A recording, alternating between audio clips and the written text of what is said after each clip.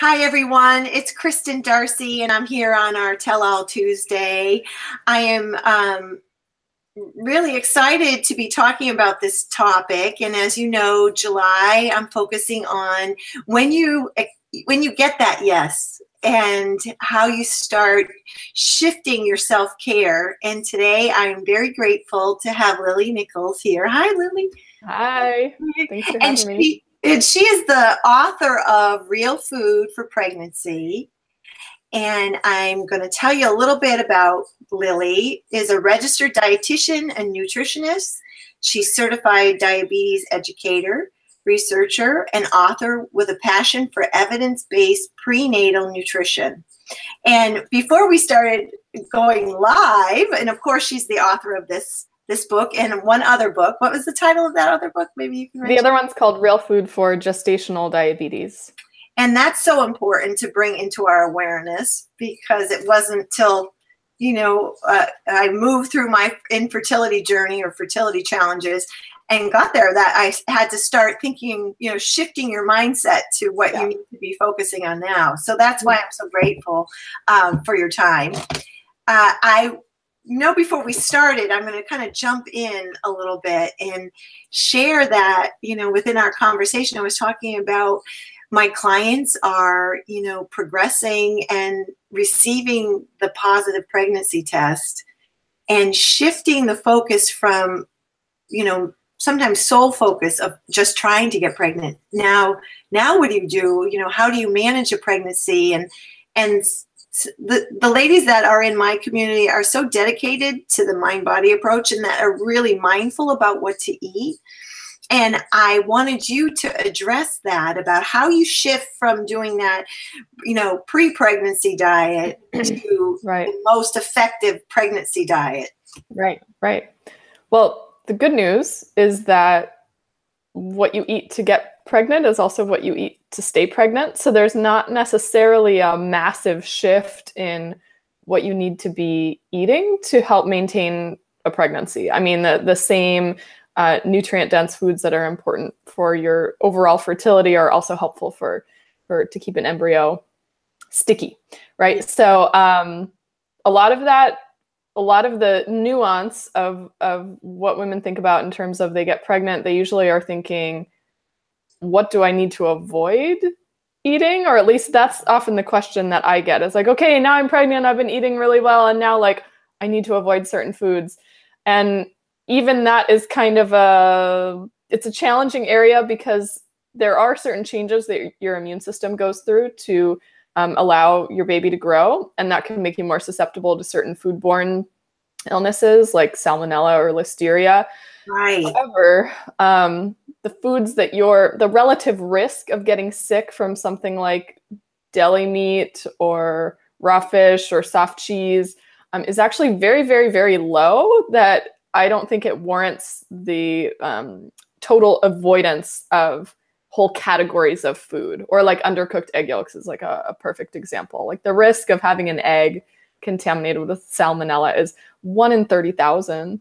Okay. And then if you source your eggs from pasture-raised organic operations, that risk is 7-fold lower. So it's very, very rare, if you enjoy eggs with runny yolks and you get good quality eggs, I wouldn't avoid eggs over easy or eggs with runny yolks just for this one sole reason. So I guess my whole point is keep eating good food, and you don't need to make a massive shift to your diet. You just want to emphasize the foods that contain the most nutrients required for baby's development. And my book goes through all of that. But in short, things like eggs are really fabulous. If you're an omnivorous eater, definitely meat, especially high iron meat, green leafy vegetables, nuts, seeds, avocados. Those are all just really excellent foods. Fish and seafood, really excellent sources of nutrition for you and baby. So it's more about keeping on, and then leading into your next question, if nausea hits you, is sometimes you have to sort of veer course for a little while to get through that phase. So we can go through that if you need to. I would like to, and I want to make sure that I so love how you organize your book, because I have the copy of the book, and there's a whole chapter, whole pages upon, supporting your immune system. So I love how you organized it, because, that brain fog comes in too, the hormonal brain fog while you're going through fertility treatments. And then also for me, early onset pregnancy, I had that little brain fog going. So it was nice how you organize, like, you can pick and choose from the list that you have, like, and what you don't, right? Right.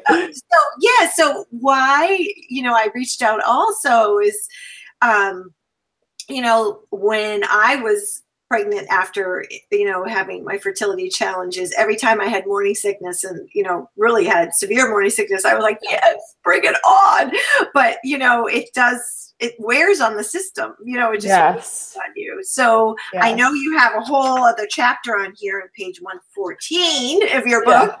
So if you could cover that, that would be wonderful. Sure. Yeah. Lots about nausea. So nausea is actually, like you said, maybe something to celebrate, because it's the experience of nausea is correlated with a higher chance of maintaining a pregnancy. So it doesn't necessarily mean that people that don't have morning sickness will have an issue, but it tends to be correlated with a viable embryo, and that's because the HCG that the embryo is putting out actually seems to affect thyroid hormones, which then has a carryover effect on the experience of nausea. So it's actually a good thing.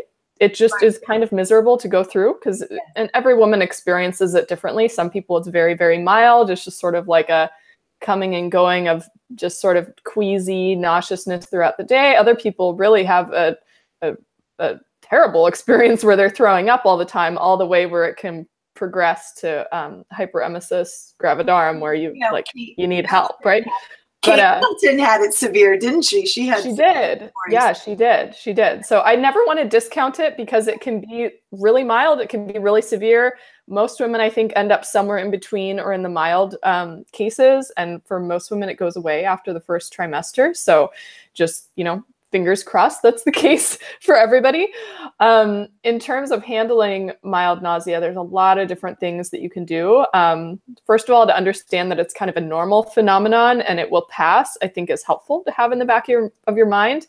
And then just some, practical strategies on what to eat, the timing of your meals, how large of the portions you have, even some supplements can be helpful. So typically, with nausea, you want to be doing small, frequent meals. Or I would call it small, frequent snacks, like small amounts of food. You're probably not going to be able to eat a whole meal all at once. Or if you find that when you do eat a whole meal, you get that signal to throw up, you probably want to pare it down to just smaller snacks. I know for me personally, I was always trying to, eat the most nutrient-dense foods possible. And sometimes when you're nauseous, you just can't. And bread and butter might be the only thing that works, or a popsicle, or, so you kind of have to go easy on yourself.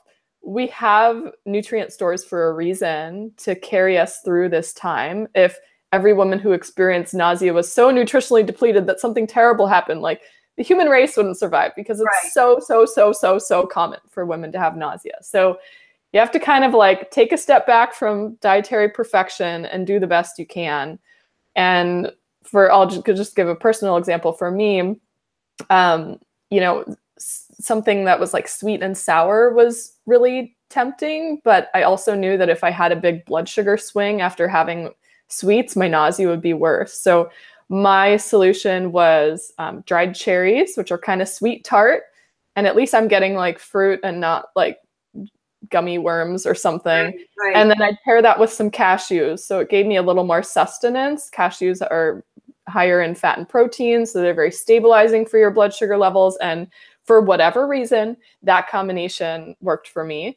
There's plenty of other women who have different strategies. Smoothies can be helpful, popsicles, salty or sour foods, small, frequent amounts of whatever you're eating, not overdoing your liquids at the same time you're drinking, at the same time you're eating food. So having your liquids separate from meals seems to help women. Sometimes it's a ginger supplement, which is very, very safe. I was just ask you about the ginger lozengers worked well. And those are great. Ginger is like probably the safest and most studied herb in pregnancy.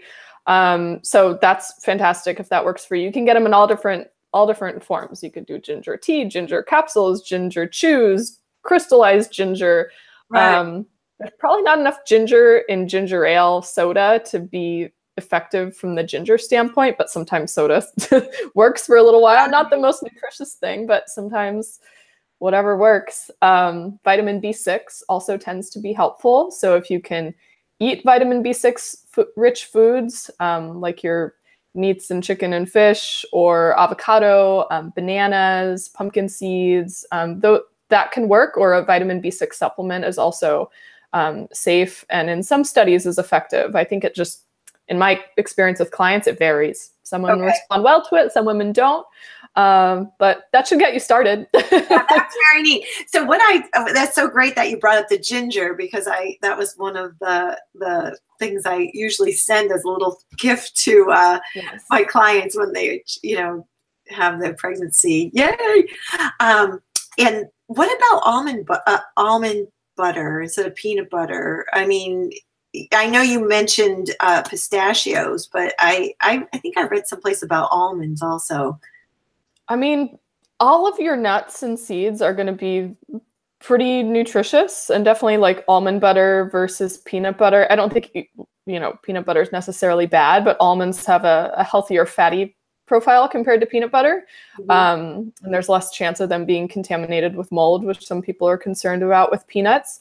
But those would be also fantastic. I mean, the good thing about nuts is that they have just if you look at their nutritional breakdown, like how much fat, carbohydrate, and protein they have a lot of fat and protein. And fat and protein are very satiating. They fill you up fast. They also stabilize your blood sugar, so you avoid a big blood sugar spike. So if you're somebody who's really sensitive to carbohydrates, or you're finding you're hungry all the time, or getting low energy, or like falling asleep at 3 p.m., sometimes those can be signs you're not getting enough fat and protein in your diet. And so almond butter is, easy, convenient. It's a good thing to combine with fruit to kind of balance out the carbohydrates in fruit. It's great. Yeah. That's awesome. So if you had to say, okay, these are the 3 things you should keep in your pocketbook to help you, through this time. I love your suggestions of the cherries and pistachios or nuts. And then what would be one more thing to keep with you? Definitely the ginger chews. Pardon? Definitely the ginger chews. Yeah. I think those are really helpful. So yeah, you have your little like trail mix. I call it an emergency snack. There's always emergency snacks in my purse. Have like ginger chews, and then this will be a bit of a repeat, but a little nuance. So some women notice that at first thing in the morning, upon waking, they feel nauseous, especially if they move too quickly when they're getting out of bed. Yes. So some people have suggested putting like saltine crackers next to the bed. Right. My personal preference was to do salted cashews in a little container by the bed, because you're getting that saltiness that you would be getting from the saltines, but you're getting a little more sustenance than crackers. Like starting the morning with a big blood sugar spike from white flour saltine crackers maybe isn't the best idea. I actually did try that, and I found that later in the day it made my nausea worse. I needed to stabilize my blood sugar first thing, and if I just had like carbs and saltines or bread, it would make it worse later in the day. But cashews made it better, like helped balance my blood sugar. So that's something to try, whether it's cashews or another thing. And I don't want to diss saltines, because that can work for some women too. But to have some sort of a snack right next to your bed where you can just have you're not eating massive amounts. You have one, and you chew it really slowly, and you try not to throw up, and you try to let the queasiness settle, and then maybe you have another 5 minutes later. It's tough in the morning. So just have something to kind of settle your stomach first thing is really helpful. It is. I love that. I love that you brought that up, because I ended up using that same strategy, because sometimes even if you open your eyes, you're like, oh, hello. Yes. It would just hit you.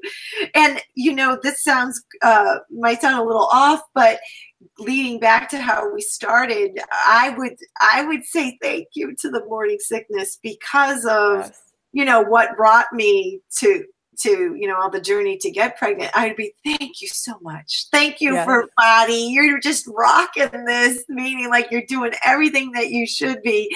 And when I tell my clients that, you know, it's not saying, you know, it's just a different experience when you have fertility challenges. So anything that, you know, to bring back into gratitude, you know, because it's, for me, it's a visible way of your body telling you that it's doing what it needs to do. Yeah. And a lot of pregnancy is about really surrendering to whatever the symptoms are, making peace with all the changes your body is going through and all the symptoms that are coming up, and sort of owning, like, this is normal. It's okay. It's not forever. It's for a purpose, or even just being mindful of it if something feels really off. Like, there's actually some good research showing that a mother's intuition is usually spot on. Like, if there is an issue, like oftentimes women will identify it themselves. So like, it's just a great thing to carry with you in your pregnancy, that sense of mindfulness. Yeah. Right. Well, I think for, you know, for me personally and for my clients, when you experience a diagnosis of infertility, you know, you become a place of maybe feeling out of sync or out in odds with your body. Right. And then, you know, having to surrender your body in a way that you didn't think you had to, if you have to take getting pregnant out of your bedroom and into a medical complex, you know, there's a sense of surrender.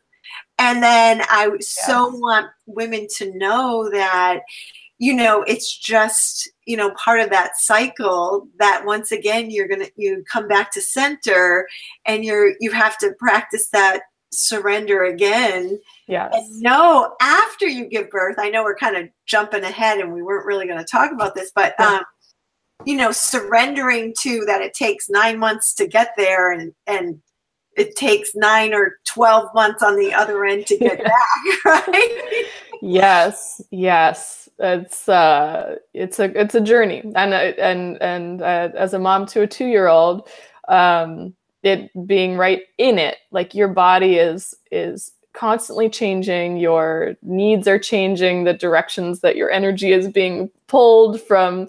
You know, that feeling of sometimes fatigue in pregnancy, like, oh, I'm so tired, I just want to take a nap. And then like to toddler running around, like not taking a nap. And you're like, oh, I really want to take a nap. I know. It comes full circle. Yeah.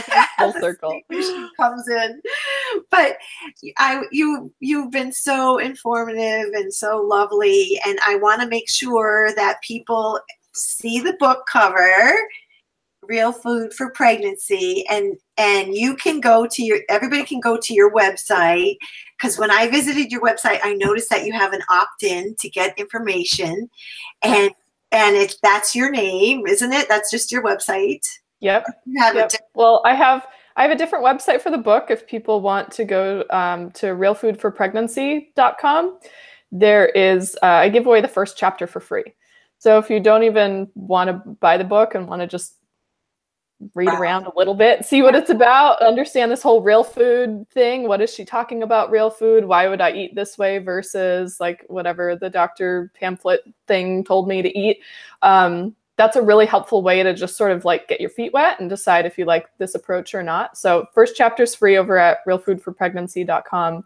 And then my main website is Lily Nichols RDN.com. So I have other goody freebies over there too, and lots of blog posts on pregnancy and real food nutrition and everything in between. So all that information will be under the video. And of course, when we send that out, it'll be included there. But thank you so much for sharing your story and your book and your knowledge and wisdom. And I so appreciate your time. And I look forward to speaking again. Likewise. Thanks for having me on. Bye. Bye.